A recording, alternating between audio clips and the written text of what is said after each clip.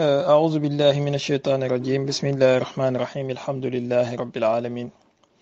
والصلاة والسلام على أشرف الأنبياء والمرسلين سيدنا مولانا رسول الله وعلى آله حق قدره ومقداره العظيم ورضي الله تعالى عن أصحابه الكرام ومن تبعهم بإحسان إلى يوم الدين أئمة الشيخ اهدر لنا بهذا المحضر والتعطف بنظرة تأتي لنا بظفر. السلام عليكم ورحمة الله وبركاته بوكي أهل الحديث ما نلين دي زيارة بباخ كأننا كنا كتير تورم أك جمم di ñëwaat tey ci suñ numéro 3 ci silsila bi ñu fi commencé woon tuddee ko njuumtey ibnu taymiya yi. Keroog defoon nañ numéro 2 bi doon yaakaar ne mbokk yi danañ ci tontu comme niñ leen mayee woon batma ci numéro 1 bi, waaye ñi gis ne daanaka ay saaga ak ay reetaan ak ay xaste daal moo ci juddoo ci benn nakira bu bokk ci ñoom ñu di ko wax jaawara. waaye à part loolu dara lu am solo ñëwaatagul ci suñ mbokk yi ba léegi. dafa mel ni daal lottu nañ ci layal seen sëriñ wi ci njuum yu rëy yi muy juum. tey nag ñëw incha allah pour indi numéro 3 bi mooy page bi ñu dugal nga xamante ne mu ngi nekk ci téereem bi ñuy wax majmuul fatawa. li tax nag ma jël majmuul fatawa tey bàyyi minhajul bidaa ash-shaytaniya, dafa am benn mbokk bu ma ne yow xanaa minhajul bidaa rek nga xam ci téere ibnu taymiya yi, waaye pour prouver ko ne duwul minhajul bidaa kese laa ci xam, moo tax ma ne ko xaaral ma def benn virage tuuti dugg majmuul fatawa génnaat. te ni may duggee ci majmuul fatawa bi noonu laa mën a duggee ci mboolem téere ibnu taymiya yi. am naa ci lu ëpp 83 téere walillahi alhamdu, te benn bu ci nekk mën naa fa dugg génnee fa lu may génnee ci minhajul bidaa. tey suñu bind mu ngi jugee ci majmuul fatawa bu cheikhul islam alxaafizul alimul allaama Mawlana Taqiyuddin Abul Abbas ibnu Taymiya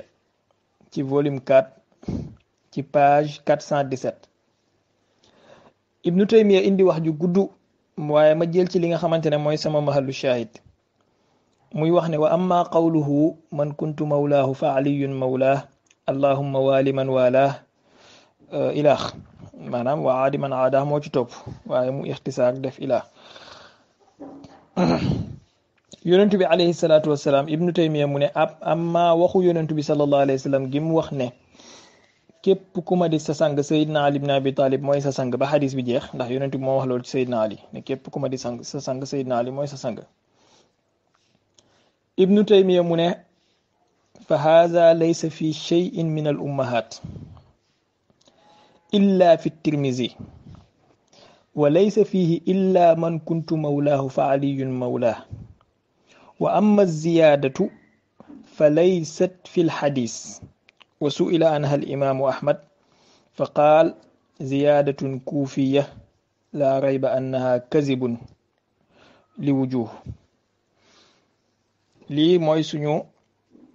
darsu tey bi ñuy indi génnee ci ay duma wax ay fen, duma wax ay akazib, waaye ay njuumte, te di xaar di ñaan yàlla di yaakaar ne ay toppi ibnu taymiya dinañ ma saxalal ne lii ma nar a génnee duwut ay njuumte, seen sëriñ bi juumut fi. ibnu taymiya xadis bi daf koo gis comme ni ma leen ko waxee woon, moom naasibi la. naasibi mooy ku bañ famille wu yonentu bi sallallahu alayhi wa sallam. lépp lu leen di màggal, lu leen di xëkkati, yow da ngay bëgg loolu daanu. maanaam saa yuñ tuddee famille yonentu bi rek yow sa xol da ngay sentir xol bi di xasan, comme li yàlla waxoon ci naafiq yi ci alquran wa ida zukira allah wahdahu shma'azzat qulubu allazina, ni mu waxoon ci xéeféer yi. naka noonu itam naasibi ñoom buñ tuddee alul bayti rek seen xol yi dañuy sentir muy bitagaz. léegi nag ngëneel bu ñu am, te xam nga ne alul bayti ginnaaw yonentu bi sallallahu alayhi wasallam sayidna ali mooy bobba. léegi bépp ngëneel bu sayidna ali am dañuy fexe di ko taawil wala di ko tadif wala di ko sànni wala di ko nëbb. léegi bokk na ci nawaasib yi gën a mag yi lislaam mës a am cheikhul islam ibnu taymiya ku bañ sayidna ali la, bëggul sayidna ali am benn daraja boo xamante ne ni sax na. loolu moo tax bépp xadis bu yonentu bi alayhi salaatu wasalaam wax ci sayidna ali lu mu wér ibnu taymiya dina am lum ci teg, soit mu tadif ko wala mu fenloo xadis bi wala mu wax ci ay wax dof léegi xadis bi dafa bokk ci xadis yi gën a wér yu yonent bi alayhi salaatu wasalaam wax ci Seydina Ali ne man kuntu mawlaahu fa aliyun mawlah allahumma waali man walaahu wa aadi man aada ibnu taymiya nag bi mu gisee xadis bi am na problème moom au fond de lui léegi naka lay def pour suufeel Seydina Ali foofu naka lay def pour fenloo xadis boobu ngeen jéggal ma ci kàddu yi waaye noonu lañ ko mën a waxee léegi nag mu ne fa laysa fi shay'in min al ummahat lii mooy fen bu njëkk bi ibnu taymiya fen fii nii maanaam lii mooy njuumte lu njëkk li ibnu taymiya juum ci wax ji nañ ko tuddee njuumte kon mu ne wax ji yonentu bi wax ne man kuntu mawlaahu fa aliyun mawlaah nekkul ci benn ci ummahaat yi nekkul ci benn ci ummahaat yi illa tirmisi lu dul ci tirmisi kottu moom dong moom kese moo ko indi waaye kudul tirmisi ci ummahaatul kutub yi indi woo ko jël leen seen big ak fay wala ngeen jël seen enregistreur wala ngeen jël seen kurus ma konteel leen ñaata ci ummahaat yi la hadis bi ñëw ibnu taymiya wax ne nekkul ci benn ci ummahaat yi lu dul tirmisi ñu xool ibnu taymiya ndax dafay wax dëgg fii wala dafay fen bi ci njëkk mooy boo demee ci musannaf bu ibnu abi shayba xam nga ibnu abi shayba moom sëriñu ñoom buxaari la waxuma la tirmisi yi taalibe buxaari la ibnu abi shayba sëriñu buxaari la musannaf ibnu abi shayba moo jiitu saxiixul buxaari ci kaw suuf kon musannaf bokk na ci ummahaat yi boo demee ci musannaf boobu hadis bi di nga ko fekk ci béréb yi ma lay limal volume 6 page 366 hadis numéro 32072 32072 volume 6 page 366 ba léegi hadis numéro 32073 volume 6 page 366 hadis numéro 32078 volume 6 page 368 hadis numéro 32091 volume 6 page 369 hadis numéro 32092 volume 6 page 372 hadis numéro 32118 32118 volume 6 page 374 hadis numéro 32132 9 béréb yu bokkul ci ibnu abi shayba di nga fa fekk hadis bi ibnu taymiya wax ne amul ci benn ummahaatu lu tirmisi boo demee ci musnad ahmad al imam ahmad kenn du weddi nit musnad ci ummahaatul kutubi la bokk hadis bi di nga ko fekk ci numéro yi ma la bëgg a limal volume 2 page 71 hadis numéro 641 volume 2 page 262 hadis numéro 950 volume 2 page 264 hadis numéro 953 volume 2 page 434 hadis numéro 1311 volume 30 page 430 hadis numéro 18479 volume 30 page 431 hadis numéro 18480 volume 32 page 29 hadis numéro 19279 volume 32 page 58 hadis numéro 19303 volume 32 page 76 hadis numéro 19329 volume 38 page 32 hadis numéro 22945 volume 38 page 193 hadis numéro 23107 volume 38 page 219 hadis numéro 23144 volume 38 page 346 hadis numéro 23320 ak ci yeneen béréb ci musnad ahmad yu bari waaye ma yemale foofu ibnu taymiya nee na amul ci benn ummahaatu lu dul tirmisi musannaf ibnu abi shayba indi na ko ci 9 béréb imam ahmad indi na ko ci lu ëpp ñaar fukki béréb yu bokkul ma jël ci yi ma lim ba léegi ci ummahaatul kutub boo demee ci musnad bu abi yaalal mawsili ci volume 1 ci page 428 hadis numéro 567 di nga fa fekk hadis bi. ci volume 11 musnad Abu Ya'la ci page 307 hadis numéro 6423 di nga fa fekk hadis bi. alkuna wal asma bu duula bi volume 2 page 496 hadis numéro 900 di nga fa fekk hadis bi. volume 3 page 928 hadis numéro 1623 di nga fa fekk hadis bi. boo demee ci sharh mushkil al athar bu tahawi ci volume 5 page 15 hadis numéro 1762 volume 5 page 24 hadis numéro 1770 volume 11 page 45 hadis numéro 4271 volume 12 page 514 hadis numéro 4988 ak ci yeneen béréb ci sharh mushkil al athar di nga fa fekk hadis bi. Ibnu Taymiya nee na amul ci benn ummahaatu lu di Tirmizi. man hadis bi fekk naa ko ci lu ëpp ñaar téeméeru maraja waaye xaar leen ma limal leen ci tuuti.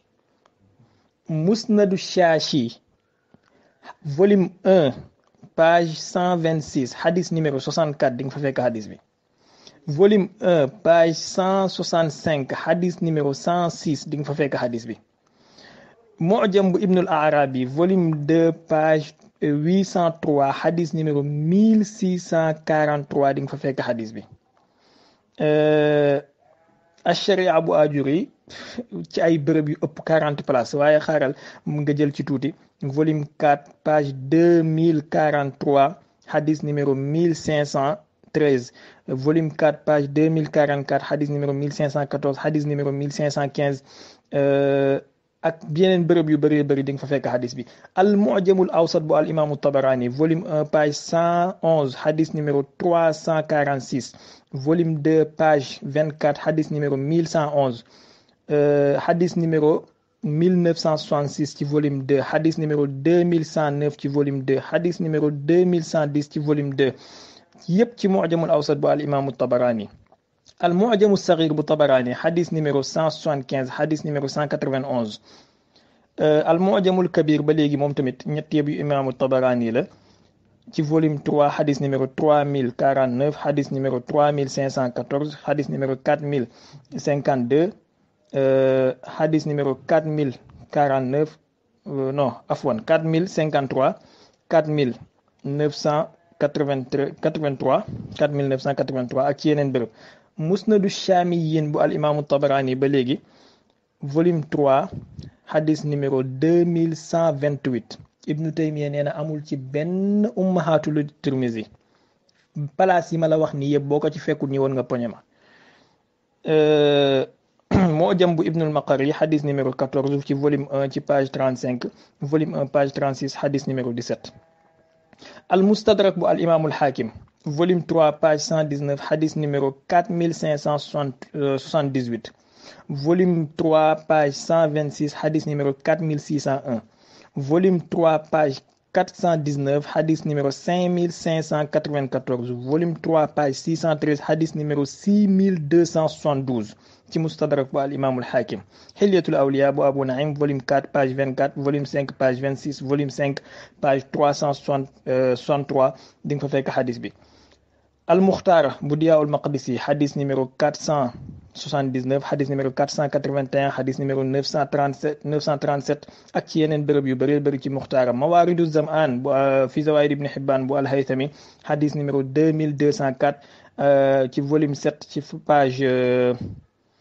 ci page 136 ak ci yeneen bërëb yu bëree bëri di nga fa fekk hadis bi. Ibnu Taymiya nee na amul ci benn ummahaatu lu du Tirmizi. man léegi damaa génnee Tirmizi ci lim bi fi mu toll nii limal naa leen lu ëpp ñaar fukki téere te billahi wallahi tallahi hadis bi am naa ko ci lu ëpp ñaar téeméeru marja. Ibnu Taymiya nee na amul ci benn téere lu du Tirmizi. lafzom baa ngi nii. wa amma qawluhu man kuntu mawlaahu fa aliyun mawlaah fa haza laysa fi shay'in min al ummahat illa fi Tirmizi. te billahi maa ngi leen di waatal ne li ma fi lim ci ay téere yépp boo ci dem di nga ci fekk hadis bi te Ibnu Taymiya nee na amul ci benn ci ummahat yi lu Tirmizi. mbokk yi lii num tudd dëgg lañ koy tuddee wala fen Cheikhul Islam moo def lii léegi xam nga taalibe mi kon dañoo mën xaladu meelon ya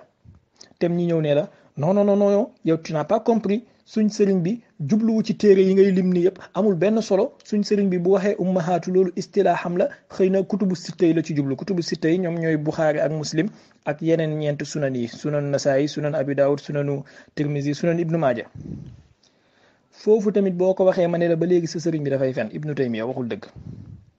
ndax boo demee ci kutubu sitta yi ci yeneen sunan yi di nga fa fekk xadis bi jëlal sa baaraam wala sa kurus ma jox la nga compter boo demee ci sunan ibnu maaja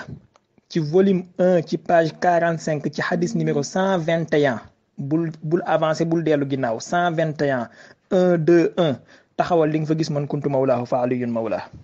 sa sëriñ nee na amul ci benn ummahaat lu dul tirmisi ibnu maaja ci kutubu sitta la bokk bu fekkee yéen ummahaatu pour yéen mooy kutubu sitta kese ibnu maaja benn la ci ñoom moom mooy seen ñeenteel xadis baa ngi ci xadis numéro 121 bu fekkee ne boobu doyut leen nañ dem ci sunanul kubra bu al imaamu nasaayi imaamu nasaayi yaakaar naa moom ci ummahaatu yi la bokk moom tamit kenn du wax ne bokkul ci kutubu sitta jëlal sa kurus boo demee ci volume 7 ci page 309 ci hadis numéro 8089 di nga fa fekk hadis bi ci volume 7 ci page 411 hadis numéro 8343 di nga fa fekk hadis bi volume 7 page 437 hadis numéro 8412 di nga fa fekk hadis bi hadis numéro 8413 di nga fa fekk hadis bi hadis numéro 8414 di nga fa fekk hadis bi 8416 di nga fa fekk hadis bi 8417 di nga fa fekk hadis bi 8419 di nga fa fekk hadis bi 8424 di nga fa fekk hadis bi ci sunanul kubra bu al imaamu nasaayi te kenn du wax ne imaamu nasaayi bokkul ci kutubu sitta ibnu maaja kenn du wax ne bokkul ci kutubu sitta léegi ana li seen sëriñ bi di wax ne man kuntu mawlaahu laysa fi shay'in min al ummahaati illa fi tirmisi bu ngeen ñëwee diray nit ñi wax ju bari kullu xadisin laa yaarifuhu ibnu taymiya fa laysa bi xadis saa yu nekk mu ngi juum ci xadis xale bu ndaw bu toll ni man di ko jàpp kaasam kuuku yi nii du ngeen sax am gàcc bu ngeen ñëwee bëgg a jël ibnu taymiya teg ko ci kaw yàlla ak ab yonentam waxuma sax suñ sëriñu Sénégal yi yéen pour yéen ibnu taymiya huwa fi rutbati nabiyina fa alam hakada axbara nabiyu tihaami kuy mën a fen-fen yu tooy yi alors pour gàttal xaaral ñu dem ci ñaareelu fen gi nekk ci wax ji waaye di leen xamal ne rek mbokk yi jumla bii nii ma indi wa amma qawluhu man kuntu mawlaahu ba ci jeexintali wax ji am naa ci lu ëpp juróom-ñaari fen yu bokkul yu ibnu taymiya fen juróom-ñaar benn bu ma ko ci jàpp waxuma la ay taalibeem waaye moom ci boppam bu dekkiwaatoon du ci mën a layal boppam waaye comme dañuy gàttal silsila bi dañoo bëgg muy gàtt buñ sañoon benn audio de 2 minutes la ñuy def mais bon ad daruraat tubixul mahzuraat nañ jël ñaari fen kese ci wax ji léegi première fen gi moo nekkoon ne wax ji amul ci hadis bi amul ci benn téere ci ummahaat yi lu tirmisi loolu moom dajji nañ ko sànni kenn bu mu ko ci waxati bu ngeen mënee bu ngeen di muulaat majmuul fatawa ngeen supprimer ci wax ji xam ne la bu seen sëriñ bi def indil naa leen fi lu ëpp 20 téere lu mu tuuti lu ëpp 20 maraja te billahi 1/10 bi laa wax 1/10 moom laa wax bàyyi naa lu ko ëpp fukki yoon hadis bi am naa ko ci lu ëpp 2 téeméeru téere yoo xam ne yépp ay mu'tabara lañ mu ñëw naan amul ci benn téere bu du Tirmizi léegi ñaareelu fen gi mooy wa su'ila anha al imaamu ahmad fa qaala ziyadatun kuufiyatun laa rayba annaha kazibun xam nga wa amma ziyaadatu bale mu wax ci kaw sax wa amma ziyaadatu fa laysat fi hadis loolu tamit fen la waaye nañ ko tëb tasliman jadaliyan dinañ ci dellu sa beneen bés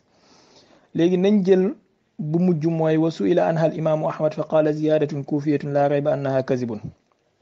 nee na laaj nañ imaam ahmad ci hadis bii loo ci xam mu ne imaam ahmad ibnu hanbal la ci jublu mu ne imaam ahmad ibnu hanbal daal di wax ne ziyaada bii nekk ci hadis bi mooy allahumma waali man walaahu wa aadi man aada nee na ziyaadatun kuufiyatun laa rayba annaha kazibun fii nag moom taxaddi laay def taalibe ibnu taymiya yi may dégg yi nekk fii Sénégal ak yi nekk bitim réew ak fuñ mënti nekk en tout cas seen xutb bi nekk Sénégal li ko daggee ci Ahmed Lo ba ci suuf ku ma mën a génneel fu imaam ahmad waxee ne ziyaadatun kuufiyatun laa rayba annaha kazibun ku ma ko mën a génneel lépp lu ma am ci ay téere ñëwal jël ku ma mën a génneel fu imaam ahmad waxee loolu fen la bu ibnu taymiya sosal imaam ahmad bu leen naqadee da ngeen di xam nu ngeen di def ngeen taal gaz toog ci wala ngeen kalaame yàlla wala ngeen guddal seen tuba yi wala ngeen wat seen sikkim yi mais ibnu taymiya wax ji mu wax ne laaj nañ imam ahmad mu ne ziyaadatun kuufiyatun laa rayba annaha kazibun ibnu taymiya moo fen fen wu tooy xepp la ku ma ko mën a génneel fan la ko imam ahmad waxee ñëwal lépp lu ma am ci téere ma jox la ko sëriñ bu mel nii ci nga xamante ne rusuta fenal ay borom xam-xam fenal ay téere fenal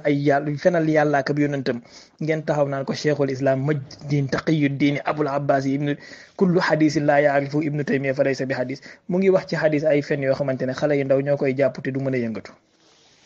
lii échantillon la dañoo dal ba te incha allah danañ dem ba minal jinnati wan naas ba léegi commencé guñu fatiha sax dal baa la danañ dem fatiha dem baqara dem ali imran dem ba minal jinnati wan naas ci téere ibnu taymiya yi rek xale bu la fontooyee da ngay fët baayam mu xam ne doo moromam man duma ak yéen maag buntaay la in uridu illa lislaaha mastataatu wa ma tawfiqi illa billah assalaamu aleykum wa rahmatullahi taala wa barakatuh